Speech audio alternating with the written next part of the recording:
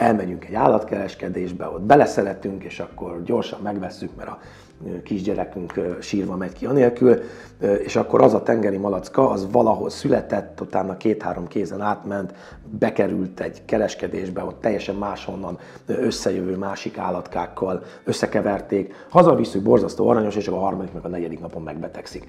És ez olyan tragikusan szokták megjelenni ezt a tulajdonosok, de tulajdonképpen belegondoljuk, ebben van logika, mert hogyha én a gyerekemet először elviszem az óvodába, akkor a negyedik napon már tannyos lesz, és minden gyerek beteg lesz, mert különböző mikrobiológiai környezetből származnak, összekeverjük őket, kicserélik a mikroorganizmusokat, és gyorsan mindenki megbetegszik. Ha van erre lehetőség, akkor az jó dolog, hogy a karanténba tartjuk.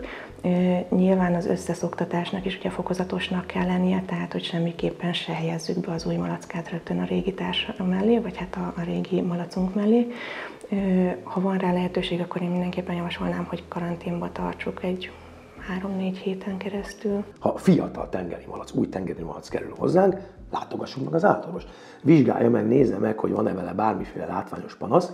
Én általában azt szoktam mondani, hogy ha új állatot vásárolunk, ez most bármelyik fajra igaz, akkor, és mondjuk nem szeretnénk kifejezetten előtte valami célzott vizsgálatot, de tengeri malacnál ez nem szokott szóba jönni, akkor először vigyük haza, szoktassuk bele a leendő környezetébe.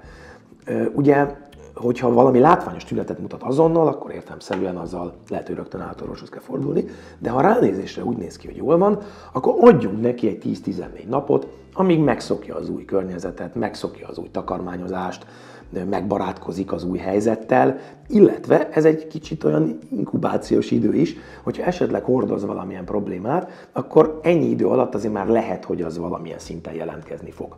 És utána érdemes elvinni egy általános vizsgálatra, konzultációra az állatorvoshoz.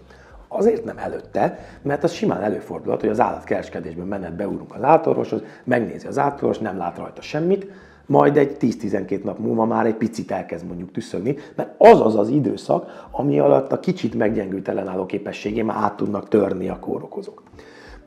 Amúgy pedig, hogyha ilyenkor mondjuk egy tényleg 10-14 nap elteltével elviszük állatorvoshoz, olyan szempontból is sokat nyerhetünk, hogy akkor bizony kőkeményen föl kell tenni a kérdéseket. Hogy jól csináljuk-e, jól tartjuk-e, jó a hőmérséklet, jól etetjük-e, jól társítottuk-e, milyennek kell lenni az itatónak, és a többi, és a többi. Mert ott van egy lehetőség, hogyha bármit elkezdenénk rosszul csinálni, még megelőzzük, és jól végig tudjuk kérdezni a technológiai dolgokat.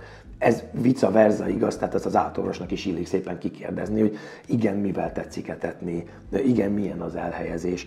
Ugye nem a plazma tévé mellett van a tengeri malacnak a ketrece, és egész nap villog rá. Ezek banális dolgoknak tűnnek, de ezeket érdemes az elején átbeszélni, mert ezeknél az állatoknál pontosan azért, mert tünetrejtőek, sokkal egyszerűbb a problémákat megelőzni, mint majd utána később megpróbálni orvosolni.